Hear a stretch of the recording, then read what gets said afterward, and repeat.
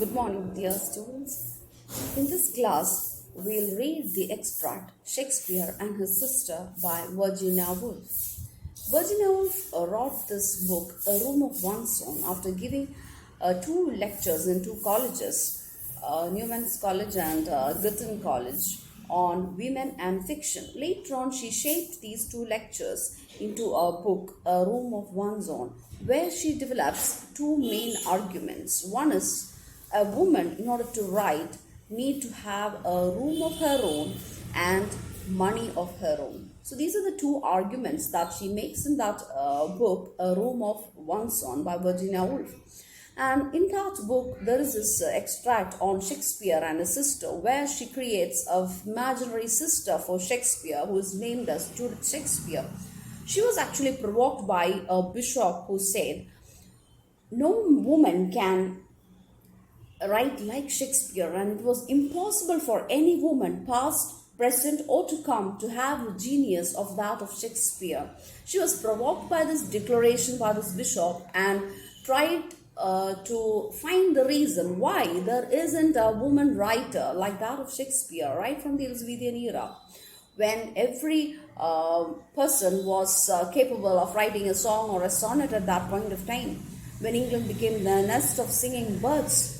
And there isn't any woman who wrote a poem or a sonnet or a play or like that. So she pondered on the reason why history of English literature lacked women writers. And for demonstrating the reason, she brings in this imaginary character, Judith Shakespeare, who is Shakespeare's sister with all the potential and creative talents of Shakespeare. And she imagines her fate.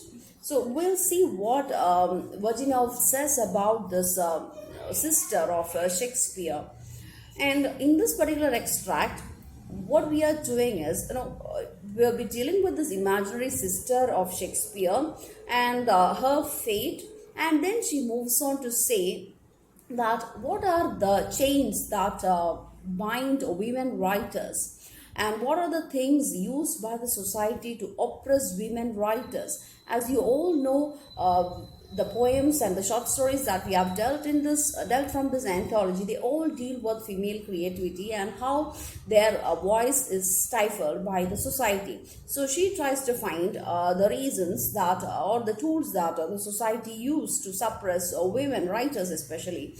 And then she moves on to analyze the mind, or the state of mind which is congenial for creativity. And then she says, how women lacks that state of mind, and what are the reasons that women can't achieve that state of mind, and why men, on the other hand, have the privilege of having that state of mind, especially Shakespeare. She gives that example. So this is what we find in this extract, Shakespeare and his sister, from the book A Room of One's Own by Virginia Woolf. So I want all of you to take page number 4. Be that as it may, I could not help thinking, as I looked at the works of Shakespeare on the shelf, that the bishop was right, at least in this. It would have been impossible, completely and entirely, for any woman to have written the plays of Shakespeare in the age of Shakespeare. Let me imagine, since facts are so hard to come by, what would have happened that had Shakespeare had a wonderfully gifted sister called Judith, let's say. So she says, she looks for works by women in the library, and the entire shelves are full of books by men only. And then she says the bishop was right. It was impossible for any woman to write during that age. And then she imagines why, and she brings in this fictional character, Judith Shakespeare. And then she compares the life of Judith Shakespeare and Shakespeare. Both of them are gifted, but Shakespeare got the privilege to learn from a grammar school, and let's see how their life differs. Shakespeare himself went, very probably, his mother was an heiress, to the grammar school, where he learned Latin, Ovid, Virgil, Horace, and the elements of grammar and logic. He was, it is well known, a wild boy who poached rabbits, perhaps shot a deer, and had rather, sooner than he would have done, to marry a woman in the neighborhood who bore him a child rather quicker than was right. So that was Shakespeare's life. There is nothing commentable about her behavior, about his behavior, but the society accepted her. That escapade sent him to seek his fortune in London. He had, it seemed, a taste for theatre. He began by holding horses at the stage door. Very soon he got work in the theatre, became a successful actor, and lived at the hub of the universe, meeting everybody, knowing everybody, practicing his art on the boards, exercising his webs in the streets, and even getting access to the palace of the queen. So that was his life. He was interested in theatre. He went to London. He was a keeper of horses initially, then became an actor and then a dramatist. He was free to roam around the streets, and he had the opportunity to observe men and manners, and then he could practice his talents, and even he had access to the queen. But meanwhile, what happened to her wonderfully gifted sister? Meanwhile, his extraordinarily gifted sister, let us suppose, remained at home, and she was not sent to school. She was not given education. Nobody encouraged her to write, and she was confined to the household chores. And later, the parents wanted to marry her off. She was not sent to school. She had no chance of learning grammar and logic, let alone of reading Horace and Virgil. She picked up a book now and then, one of her brothers perhaps, and read a few pages. But then her parents came in and told her to mend the stockings or mind the stew and not moon about the books and papers. They would have spoken sharply but kindly, for they were substantial people who knew the conditions of life for a woman and loved their daughter, indeed more likely than she was the apple of her father's eye. Perhaps she scribbled some pages by in an apple loft on the sly, but was careful to hide them or set them to fire. So this is a fate. This is a very important statement that she makes. So this happened even later on. Women who started writing, they hid in their rooms and in their rooms to write something, and most of them burned what they wrote. It was considered it's considered a taboo to write at that point of time, and women who had those talents were considered not normal by the society. Perhaps she scribbled and she hid them or set fire to them. Soon, however, before she was out of her teens, she was to be betrothed to the son of a neighboring wool stapler. She cried out that marriage was hateful to her, and for that she was severely beaten by her father. So that was her fate. She refused marriage and she was beaten. She was locked up. She was starved. And later on, they coaxed her to get married. Then he ceased to scold her. He begged her instead not to hurt him, not to shame him in this matter before the society. He would give her a chain of beads or a fine petticoat, he said, and there were tears in his eyes. How could she disobey him? How could she break his heart? The force of her own gift alone drove her to it. She made a small parcel of her belongings, let herself down by a rope one summer's night, and took the road to London. When Shakespeare took the road to London, it was doors opened for him. But when Judith Shakespeare took the road to London, the fate was entirely different. She was not 17. The birds that sang in the hedge were not more musical than she was. She had the quickest fancy, a gift like her brother's for the tune of words. Like him, she had a taste for theatre. She stood at the stage door. She wanted to act, she said. Men laughed at her. The manager, a fat, loose-lipped man, guffed. He bellowed something about poodles dancing and women acting. So this man compared poodles dancing to women acting. He said, no woman could possibly be an actress. He hinted, just remember during Shakespearean days, in the plays, the roles of women were acted by young boys. Women were not allowed to act. He hinted, you can imagine what? She could get no training in her craft. Could she even seek her dinner in a tavern or roam the streets at night? It was not possible. Even after centuries, I don't know if it is still possible for women. Maybe in some parts of the country, for some women, it is possible.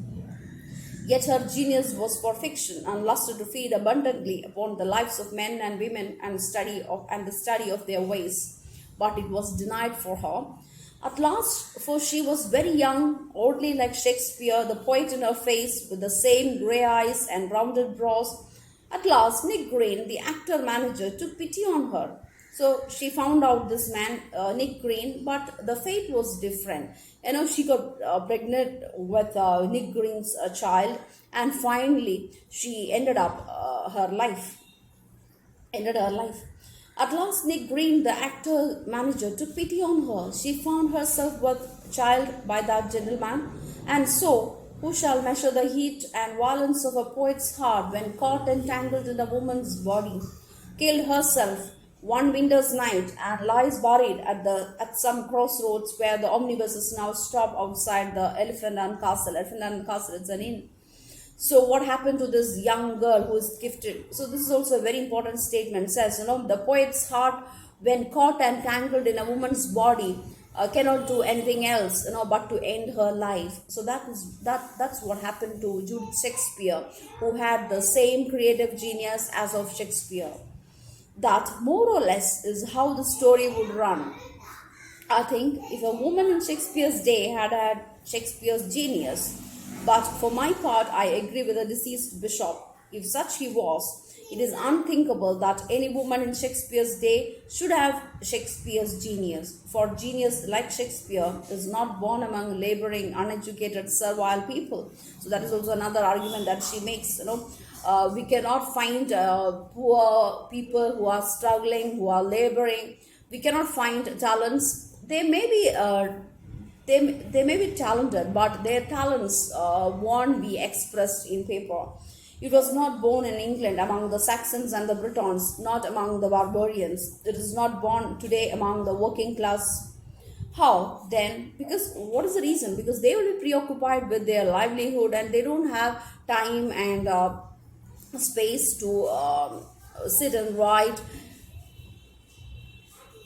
How then could it have been born among women whose work began, according to Professor Trevelyan, almost before they were out of the nursery, who were forced to it by their parents and held to it by the all power of law and custom? So the parents made sure that these girls were confined to the chores of the house, and also it was it was held to it by all the power of law and custom. The law and the custom of that country, also of that society, also they made sure that this woman was confined to the four walls of this house. Yet genius of a sort must have existed among women, as it must have existed among working class. So there might have been people who were talented among the working class. Similarly, there might have been women who were talented, like Shakespeare. Now and again, an Emily Bronte or a Robert Burns blazes out and proves its presence. So we find writers among the working class, like she gives examples of Robert Burns, and from women writers, Emily Bronte. But certainly it never got itself onto paper. When, however, one reads of a witch being ducked, of a woman possessed by devils, of a wise woman selling herbs, or even of a very remarkable man who had a mother, then I think we are on the track of a lost novelist, a suppressed poet, of some mute and inglorious Jane Austen, some Emily Bronte who dashed her brains out on the moor or mopped and mowed about the highways, crazed with the torture that her gift had put her to. So that was the fate of women. They were killed, they were branded as witches and burnt at stake, and some went mad and moved along the highways because of the torture of the gift in her. And we might have found a very wise woman somewhere, wise mother. So actually we are on the track of a lost novelist or a poet in those women. Indeed, I would venture to guess that Anne, who wrote so many poems without signing them, was often a woman. And it was a woman, Edward Fitzgerald, I think, suggested, who made the ballads and the folk songs, crooning them to her children, beguiling her spinning with them, or the length of the winter's night. So the ballads, the traditional ballads, which are considered to be anonymous, and most of those ballads, according to Edward Fitzgerald, might have been written or might have been sang by or women maybe while putting the children to sleep or while spinning. So they will be doing, they will be developing these, or they will be singing these ballads. This may be true or it may be false, who can say? But what is true in it? So it seemed to me, reviewing the story of Shakespeare's sister as I had made it, is that any woman born with a great gift in the 16th century would certainly have gone crazed, shot herself, or ended her days in some lonely cottage outside the village, half witch, half wizard, feared and mocked at. So this is the fate of a woman writer who is gifted. Either they would kill themselves, or they will live a life of a recluse, far away, maybe in a lonely cottage. Consider people, the society will brand them as half wizard, half witch, feared by others, feared by children, and mocked at by the society. So this would be the fate of a woman writer.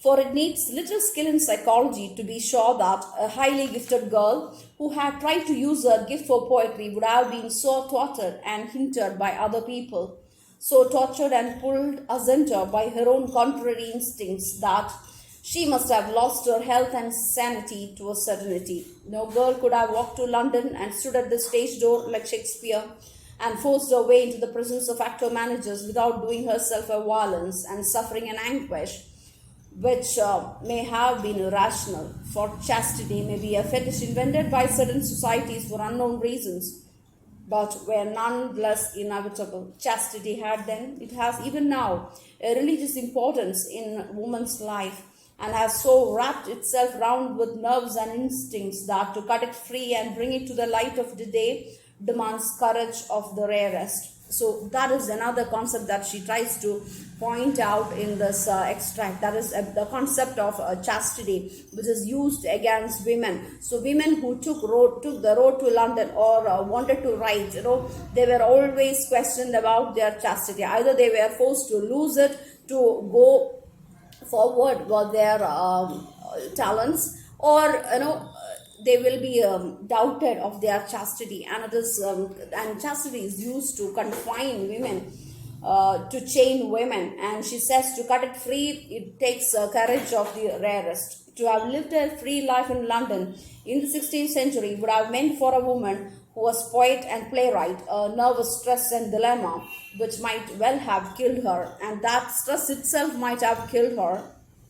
Had she survived, whatever she had written would have been twisted and deformed, issuing from a strained and morbid imagination. So that is another concept. So had she survived all these dilemmas and all these problems and wrote something, her writing would be twisted and deformed by the critics and the society, saying that it is written by a strained mind and a morbid imagination.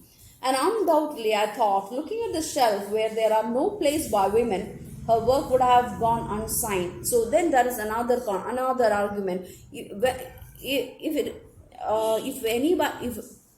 by chance any women wrote something, those writings would have gone unsigned. Those writings will be anonymous. They fear the society, so they won't sign. It will go unsigned. That refuge she would have sought certainly. It was the relic of the sense of chastity that dictated anonymity to women. So it is this fetish called chastity, the fetish of chastity that dictated anonymity to women. Even so late in the 19th century, Clara Bell, George Eliot, George Sand, all these women writers, victims of inner strife, as their writings prove, sought ineffectively to veil themselves by using the name of a man. Thus they did homage to the convention, which, if not implanted by the other sex, was liberally encouraged by them.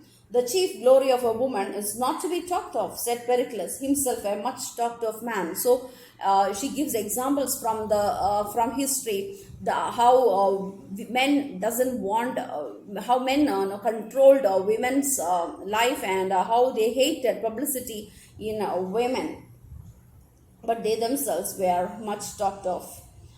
Anonymity runs in their blood. The desire to be veiled still possesses them. They are not even now as concerned about the health of their fame as men are, and speaking generally, will pass a tombstone or a signpost without feeling an irresistible desire to cut their names on it, as Alf, Bert, or Cass must do in obedience to their instinct, which murmurs if it sees a fine woman go by, or even a dog, that belongs to me. And of course, it may not be a dog. I thought, remembering Parliament Square, the Sage Alley, and other avenues, it may be a piece of land or a man with curly black hair. It is one of the greatest advantages of being a woman that one can pass even a fine negress without wishing to make an English woman of her. So then she says, these men, they have this. The obsession with claiming something to them, marking their territory, marking their land, marking their possessions, maybe a black man, their servant, or a woman, a wife, children. So they have this tendency, this obsession with obsession to make a mark of their possessions. But a woman is not derived by such an obsession. That woman, then, who was born with a gift of poetry in the 16th century, was an unhappy woman, a woman at strife against herself. All the conditions of her life, all her own instincts were hostile to the state of mind which is needed to set free whatever is in the brain. But what is the state of mind that is most propitious to the act of creation, I asked. So then she says, she analyzes their problems faced by the women, and then she says, then what is the state of mind which is propitious to write? What is a state of mind congenial for creativity?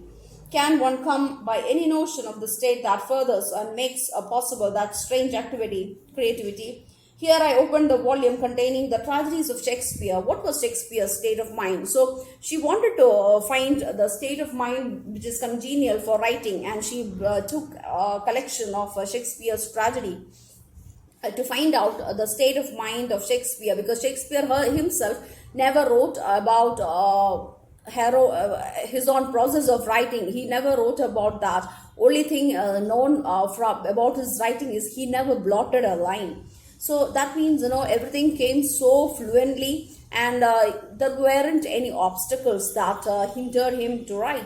It was, what is the state of mind of Shakespeare, for instance, when he wrote Lear and Antony and Cleopatra? It was certainly the state of mind most favorable to poetry that there has ever existed. But Shakespeare himself said nothing about it. We only know casually and by chance that he never blotted a line. Nothing indeed was ever said by the artist himself about the state of mind until the 18th century, perhaps. Rousseau perhaps began this tradition of the mental process, the thought processes of a writer to bring it to the public. At any rate, by the 19th century, self-consciousness had developed so far that it was the habit for men of letters to describe their minds in confessions and autobiographies, and that trend set in at that point of time. Their lives also were written, and their letters were printed after their deaths. Thus, though we do not know that Shakespeare went through what Shakespeare went through when he wrote Lear, we do know what Carlyle went through when he wrote French Revolution, when Flaubert went through what Flaubert went through when he wrote Madame Bovary, what Keats was going through when he tried to write poetry against the coming of death and the indifference of the world. And one gathers from this enormous modern literature of confession and self-analysis that to write a work of genius is almost always a feat of prodigious difficulty. Everything is against the likelihood that it will come from the writer's mind whole and entire. So she talks about the process of creative writing. No, it doesn't. An idea comes to your mind, and it doesn't actually take shape and comes forth as it is. It needs to be developed. It needs to be sharpened. So, and to overcome all the material difficulties and circumstances, and that is a tedious thing to do. Everything would be against it. And generally, material circumstances are against it. Dogs will bark, people will interrupt, money must be made, health will break down. So all these things influence, these things affect a writer. Further actuating all these difficulties and making them harder to bear is the world's notorious indifference. So that is, some writers, they felt very bad about the indifference of the world, indifference of the society. It does not care whether Flaubert finds the right word or whether Carlyle scrupulously verifies this or that fact. Naturally, it will not pay for what it does not want, and so the writer, Keats, Flaubert, Carlyle, suffers, especially in the creative years of youth, every form of distraction and encouragement. So these writers, they were forced to overcome all these distraction and discouragement all alone. A curse, a cry of agony rises from these books of analysis and confession. Mighty poets in their misery dead. That is the burden of their song. So, because they were suffering, their writing would definitely reflect their state of mind, their sufferings and indifference of the world, criticisms that they faced.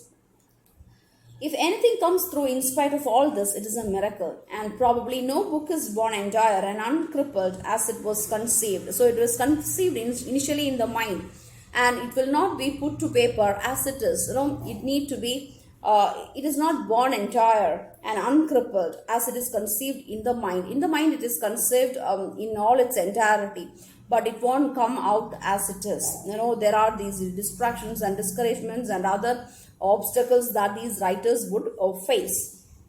But for women, I thought, looking at the empty shelves, these difficulties were infinitely more formidable. So if this was the case for writers like Keats, Flaubert and Carlyle, then Robert Burns, so what will be the fate of women writers? It is more formidable. In the first place, to have a room of her own, let alone a quiet room or a soundproof room, was out of question. Unless her parents were exceptionally rich or very noble, even up to the beginning of the 19th century, it was not possible for women to enjoy privacy. Since her pin money or pocket money, which depended on the goodwill of her father, was only enough to keep her clothed, she was debarred from such elevations as came even to Keats or Tennyson or Carlyle.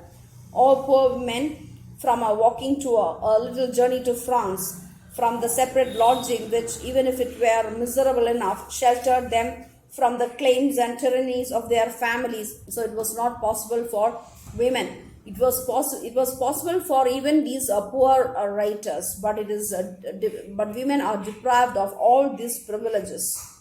Such material difficulties were formidable, but much worse were the immaterial, that is, the indifference of the world.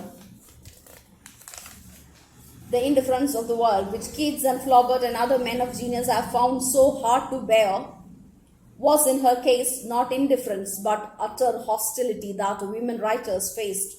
The world did not say to her as it said to them, "Write if you choose, it makes no difference to me." But to women, the word said, "Write, what's good of your writing?" So that is how women's writing is considered by the society. Here the psychologists of Newman and Girton might come to our help. I thought, looking again at the blank spaces on the shelves, thus I concluded that even in the 19th century, a woman was not encouraged to be an artist. So you remember the poem by Atwood, Spelling, where she makes this argument, you can choose to be a woman, but don't write. If you choose to be a writer, be a writer. But she says, a poem is not a child and a child is not a poem, but it is not, in reality, it is not that way. On the contrary, she was snubbed, slapped, lectured and exhorted. Her mind must have been strained and her vitality lowered. The need of opposing this, of disapproving that. For though we say that we know nothing about Shakespeare's state of mind, even as we say that, we are saying something about Shakespeare's state of mind. And what is that state? The reason perhaps why we know so little of Shakespeare compared with Donne or Ben Jonson or Milton is that his grudges and spites and antipathies are hidden from us.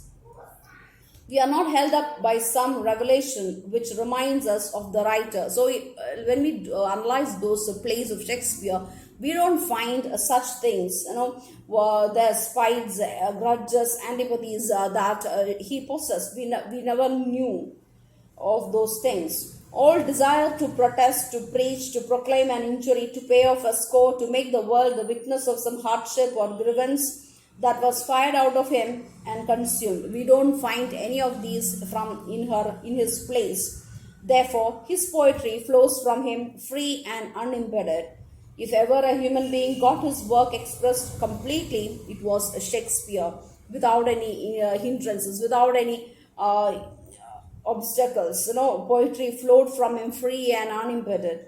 If ever a mind was incandescent, unimpeded, I thought, turning again to the bookcase, it was Shakespeare's mind, incandescent, congenial for writing. So that is a state of mind which is necessary for a writer to write something creatively. But it is not possible for a woman writer to possess that state of mind. There are certain things the society is against: the indifference, this lack of private space, the lack of money, this chastity, the question, the indifference of the society. All these things, they influence a woman with creative genius, and they won't be able to write something creatively. So this is the main argument that runs throughout this extract, Shakespeare and his sister, and also in the book Room of One's Own. So please go through this, maybe the summary of Room of One's Own, and come to this extract, Shakespeare and his sister,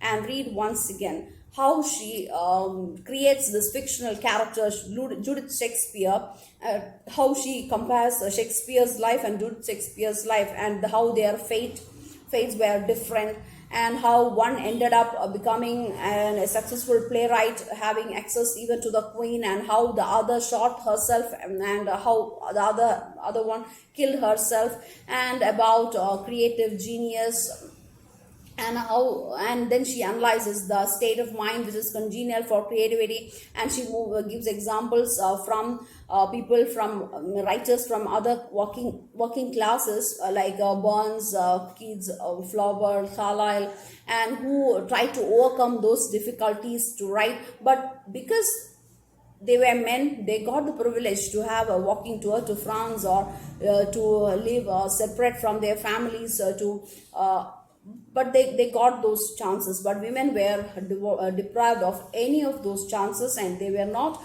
encouraged to write. The society was indifferent to them. And then she makes a comparison between women in real life and women in fiction. So she says, during those times, Elizabethan times, women in fiction, the fictional representation of women was entirely different. Women were represented as very strong characters. For example, Lady Macbeth, Clytemnestra, Rosalind. We find very strong women characters in Shakespeare's writings, and other writers as well. But in reality, they were beaten up. They were locked up in the room. They were starved. They were not given any sort of privileges in real life. So those are the main arguments that Virginia Woolf makes in this book, Room of One's Own. So if you have any doubts, please let me know, and read this extract once again. Thank you.